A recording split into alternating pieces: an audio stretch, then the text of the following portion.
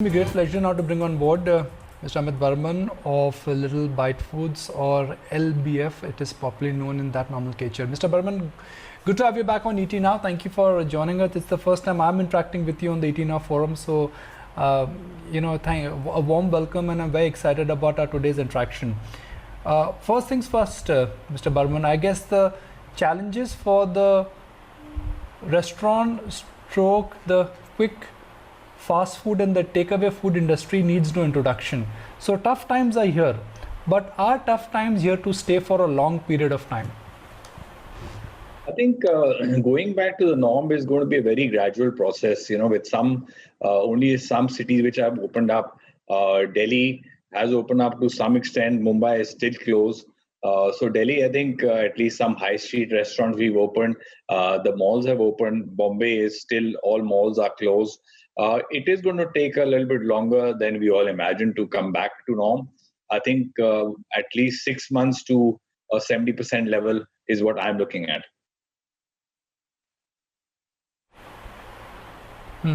So how are you coping up with this kind of a decline in business? Are you looking at cutting down cost, operation, offering, brands? How are you taking extraordinary measures in these extraordinary times? It's a 360 look at your business, and I think the new norm has, put us all restaurateurs to start cutting costs. Our biggest cost is, of course, the rental cost. Most of us have our restaurants on leased premises, be it mall or be it in a high street area. So we are working with a lot of our landlords as a partnering model to see how much we can work on a revenue share basis so that it's a win-win for both. I think the bigger mall owners like DLF and Select City are working very well with us and giving us those kind of partnering benefits. The high streets also have been very forthcoming and helping us to reduce our rent or revenue share. In terms of menu offering, also we have to rejig the menu so as to cut it down to much like 50% of the normal menu which we can serve in a restaurant, because only a takeaway or a model as such, our delivery model. So those are a couple of things we are doing. But the hard truth is that, from a level of sales, what we were doing on a monthly basis, with all these things happening, is come to about 10%. We have a vertical, which is the institution catering, which is helping us because a lot of companies, essential services are working. So we are relooking at it from a delivery level, institution, catering, rental model, and of course, sadly, we have to look at the staff costs also. We are not getting any respite from the government in terms of salaries. So we are doing the best we can do for our people. We've paid salaries in March, April, and going forward, we want to take our people along.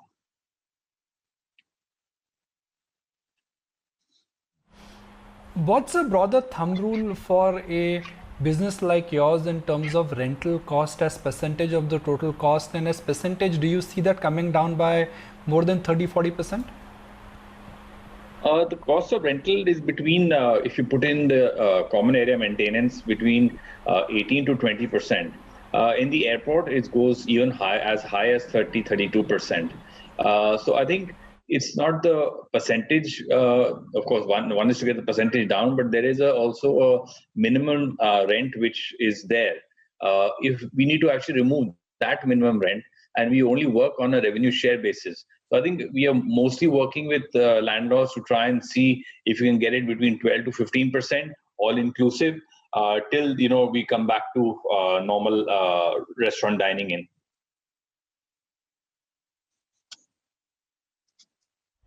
What is your understanding of the landscape of the restaurant business in India? Because as a customer, 5 years ago there were limited options. In last 5 years we have plenty of options. I see restaurants are mushrooming up, restaurants are changing. It's aspirational for a lot of people to start restaurants, but it's a difficult and a hard business to be in.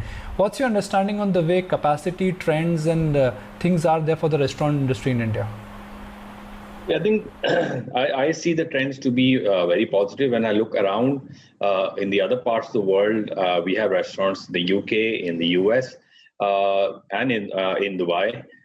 They've all started back and doing good businesses. Of course, there is social distancing norms in the UK and the US, but they are, people are just flocking into restaurants, wanting to have some kind of entertainment. So I see even in India, when everything opens up, people will come out and dine in restaurants.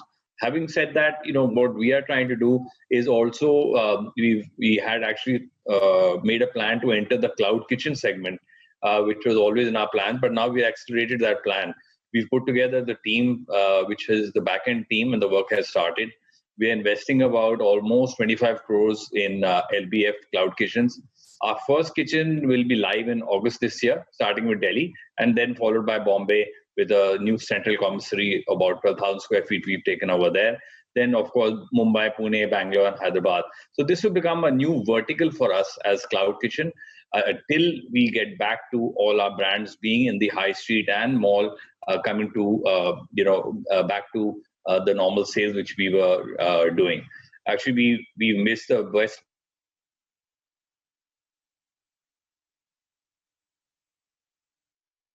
I think fine dining could take a big hit. That's one category which, in a sense, is aspirational and desirable, not a necessary category. With QSR, we could argue that, look, institutional catering and QSR is something which is part of everyone's daily habit. But fine dining, since you have a presence there, directly, indirectly, what happens to that business?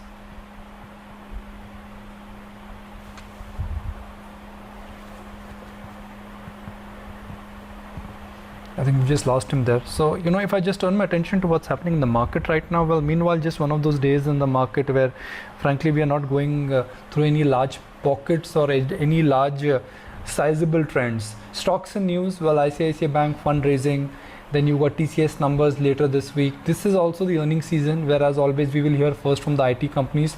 A lot has changed for IT. Definitely they're in a better position to give guidance, and that is what I think we look forward to from the IT companies. Mr. Burman, I think we lost you there. What is your take on fine dining? Do you think that's one category of the restaurant business where the hit is going to be massive and the recovery is going to be the slowest? Fine dining will take much longer to come back. Because I think people will right now, as there's only delivery business or takeaway business, so till people don't come into restaurant to sit and eat and get that experience is going to take a longer time. And as I feel, at least 6 months to come back to anywhere to 70 to 80% of what we were doing. A lot of restaurants, I think, will have to close down because the rentals are going to be killing. So I think fine dining is going to be hurt the maximum out of the two segments.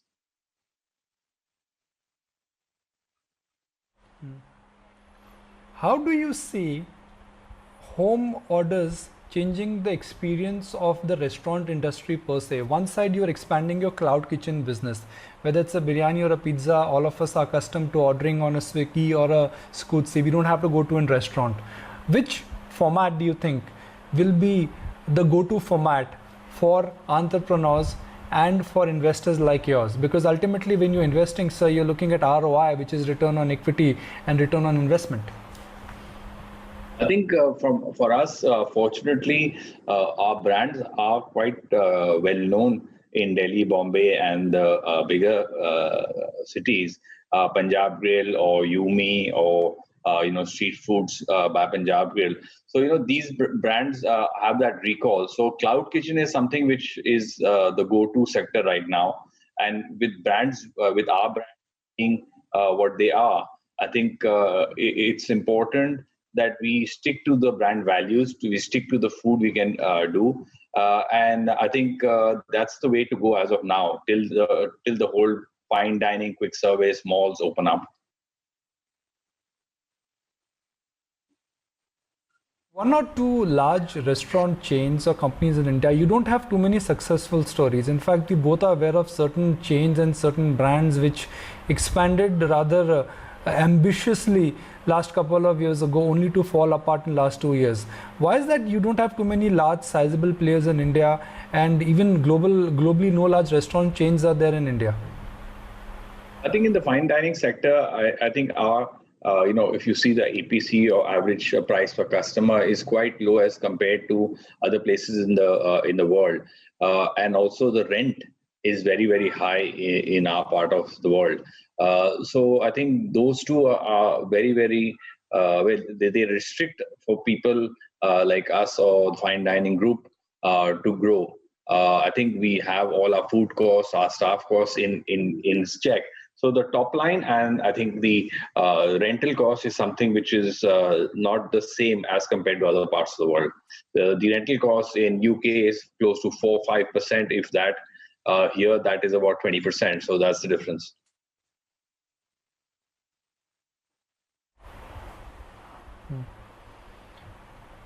If you have the option to, let's say, invest in one particular brand, chain or format, where would you be expanding more?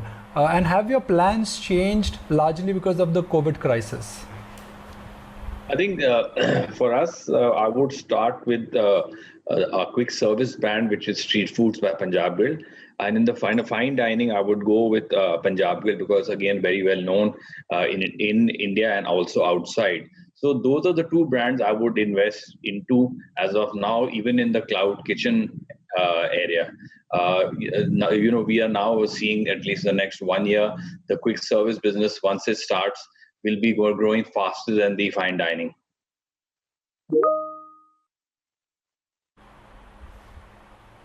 When I travel outside India, I do experience some of your brands. Is it a time to take your brands global? Do you think some of your brands are matured enough that you would be seriously looking at a global strategy, especially in regions where the Indian population or the Indian diaspora is very large, whether it's Dubai or whether it's Singapore or London? We have Punjab Grill in Singapore, Bangkok, in Jeddah, in Abu Dhabi, and we also have a quick service brand like Street Foods and Asia 7 Express in Abu Dhabi malls. In the UK, we have an Italian brand called Scalini. In the US, we also have a Punjab Grill in DC. So yes, I think it's time for us to expand in those areas also, but we have to see how the world opens up, because I see Europe opening up very, very quickly, be it Greece, be it Italy, be it Spain. They've all opened up. Everybody's flocking to restaurants and, other entertainment areas. So if that is a norm, then we will want to go into those areas till normal situation comes back into India. I'm going to jump back to the initial part of our interaction, which is that if you have to compare, let's say, your business pre-COVID and now, how much of a business in various categories is close to normal and how much of a business is yet to recover? I think most of our business is yet to recover. The only thing which is close to normal or doing better than the normal is the online delivery. And of course, institutional state, catering is keeping us afloat. The dine-in and the, let's say, this business of the quick service business, which is not opened up, fine dining, which is not opened up, that is almost zero.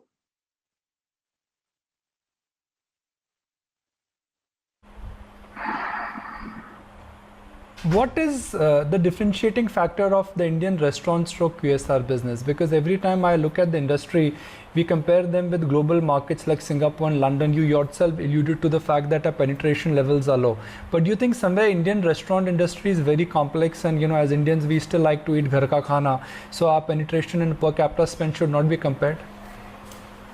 I think in India also, we started off a little bit late, and in the restaurant industry itself, as you said earlier, that only 5 years, from 5 years, we are seeing different restaurant mushrooming, and therefore, discretionary spend in eating out is starting to happen. In Singapore, people go out maybe 10 times a week. for lunch and dinner put together. Here it's probably less than once a week. So I think that, unfortunately with COVID coming in, whatever it was increasing to has come back to nothing. And I think again, it has to pick up. So the penetration levels are low. I think people want to go out. And as soon as this pandemic goes away, in terms of people start going out without having fear, this will start coming back and the penetration levels will definitely go up. I think people are actually tired of sitting in their houses and wanting to go out, wanting to meet people, wanting to socialize. So I think, once the fear is out of COVID, people will definitely come out. And I see that trend happening in Europe as of now. Is there a direct correlation to the GDP growth or the economy to restaurant spend? What I'm trying to understand from Mr. Burman is that FMCG companies come out and say that, look, you got to use your soap, personal hygiene on your toiletries. So even if economy is contracting, you don't really compromise on that. What's the experience on this front for eating out and for restaurant? I mean, if the economy contracts, do footfalls and then business fall dramatically, or it tends to suffer, but it does not suffer in a meaningful manner? I think it has a correlation to GDP, definitely, because the spends come up in a consumer's hand.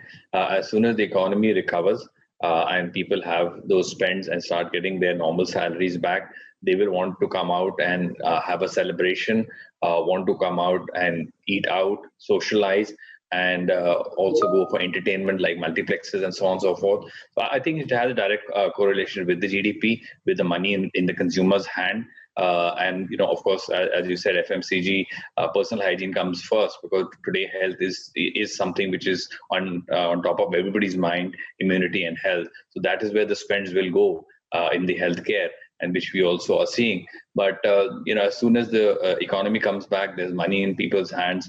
I think the norm will come back and people will come out to spend.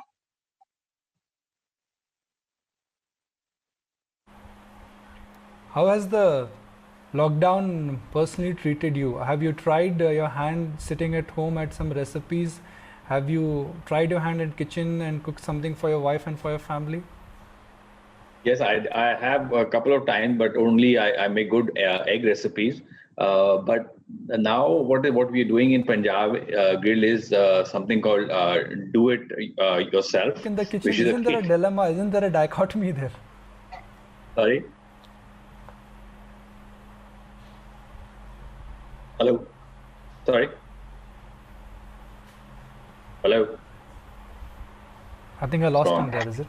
Yeah, I'm in now. No, so I can make some recipes, but my wife is a much better cook, and she can make a lot of Asian food and Indian food. Now, what we've done for the consumers is we have a DIY kit where you can bring everything together with spices and different vegetables or chicken, and make and we give you the recipe how to cook it. So that's a little bit of fun and interaction with your family to make it together.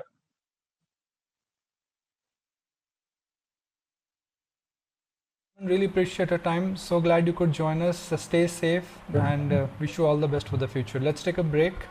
Markets, meanwhile, I won't use the word limbo, but they're consolidating, and it's a healthy sign that markets are consolidating after the recent patch of volatility.